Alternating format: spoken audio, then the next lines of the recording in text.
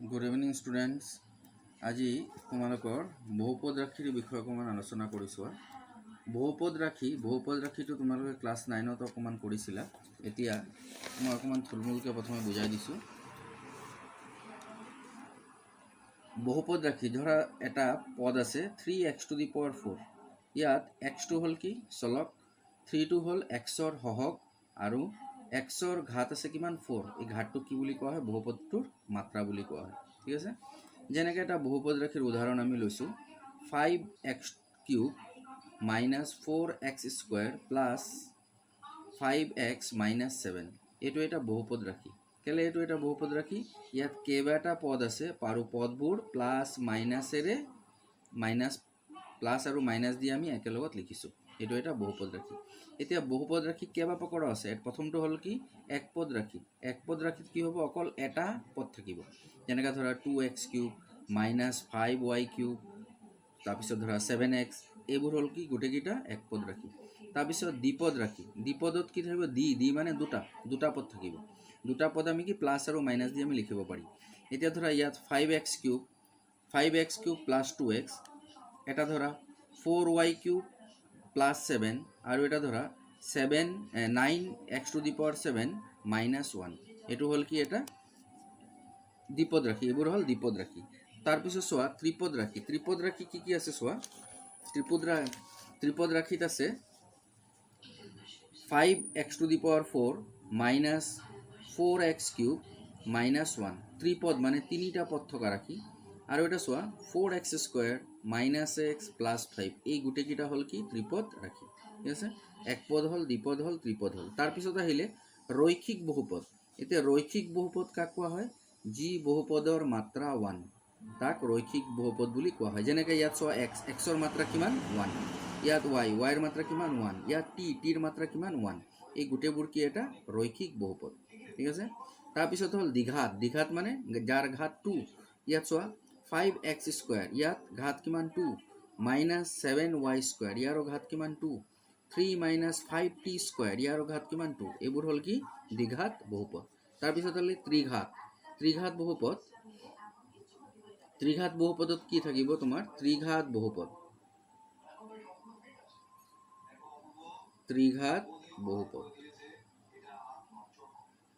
বহুপদত কি থাকিব? পাৱাৰটো 3 থাকিব। যেনেকৈ 3x to the power 3 plus 1, তাৰপিছত ধৰা 2y³ মাইনাছ 1। এইবোৰ হ'ল কি এটা ত্ৰিঘাত বহুপদ। কেলে? ইয়াত ঘাত কিমান 3 হ'ল। তাৰপিছত এনেকুৱা যদি পদবোৰ থাকে 1/x plus 1, 1/x² plus 3x plus 1, তাৰপিছত ধৰা √x প্লাছ 1, এই পদবোৰ কিন্তু বহুপদ ৰাশি। এই ৰাশিবোৰ কি বহুপদ ৰাশি নহয়। কাৰণ কেলে নহ'ব বহুপদ ৰাশি? কাৰণ চোৱা ইয়াত 1/x প্লাছ 1 আছে, হয়নে নহয়? তো ইয়াত xটো ক'ত আছে? তলত আছে ন। তো ইয়াত xৰ ঘাত কি হ'ব? এইটো যদি আমি ওপৰত লৈ আহোঁ কি হ'ব?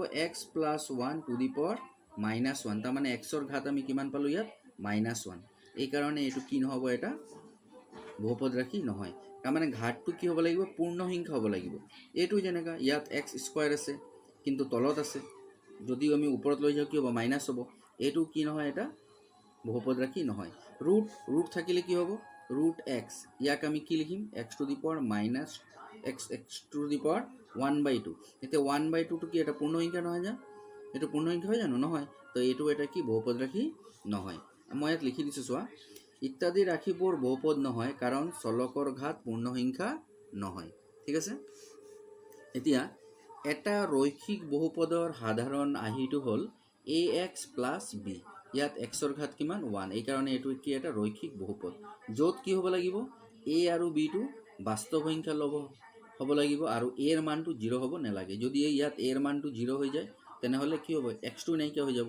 এইটো বহুপদ ৰাশি নহয় এটা। ঠিক আছে, তাৰপিছত চোৱা এটা দ্বিঘাত বহুপদৰ সাধাৰণ আৰ্হি হ'ল ax² plus bx plus c, য'ত a b c বাস্তৱ সংখ্যা আৰু a ≠ 0। ইয়াত ঘাতটো কিমান আছে? আটাইতকৈ ডাঙৰ মাত্ৰাটো কিমান? 2। এইকাৰণে এইটো এটা কি দ্বিঘাত বহুপদ। তাৰপিছত এটা ত্ৰিঘাত বহুপদৰ সাধাৰণ আৰ্হি হ'ল ax³ plus bx² plus cx plus d। ইয়াত চোৱা আটাইতকৈ ডাঙৰ ঘাতটো হ'ল 3।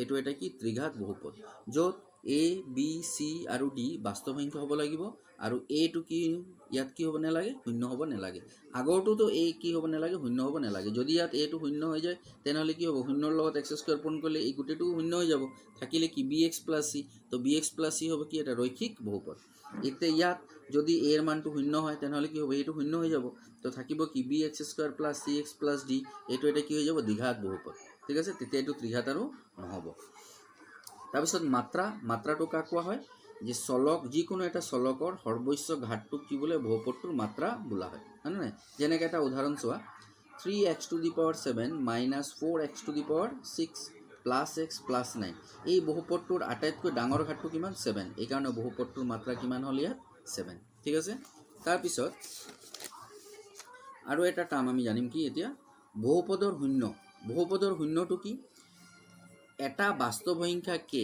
এনেকুৱা এটা বাস্তৱ সংখ্যা কে আমি ল'ব লাগিব এটা বহুপদ px ৰ শূন্য হ'ব যদিয়ে pk ৰ মানটো 0 হয় তাৰ মানে ইয়াত যেনেকৈ উদাহৰণ এটা লৈছো আমি চোৱা px = x + 1 এইটো px হ'ল এটা বহুপদ ৰাখি হয়নে নাই px এটা বহুপদ ৰাখি ইয়াত x ৰ মানটো কি বহালে এইটো শূন্য হ'ব x ৰ মানটো 5 ল'লে -5 ল'লে যদি আমি x = ইয়াত -5 লওঁ তো -5 আৰু +5 কৰিলে কি হ'ব শূন্য হ'ব তাৰ মানে ইয়াত k ৰ মানটো কিমান হ'ব -5 ঠিক আছে এই অংকটো আমি এনেকুৱাকৈ কৰোঁ এনে px = x + 5 আছে px শূন্য হ'ব যদিয়ে x + 5 = কিমান হ'ব 0 হ'ব তো ইয়াৰ পৰা x ৰ মানটো +5 টো হেপিনে লৈ গ'লে কি হ'ব x = -5 হ'ল তাৰপিছত চোৱা এটা ৰৈখিক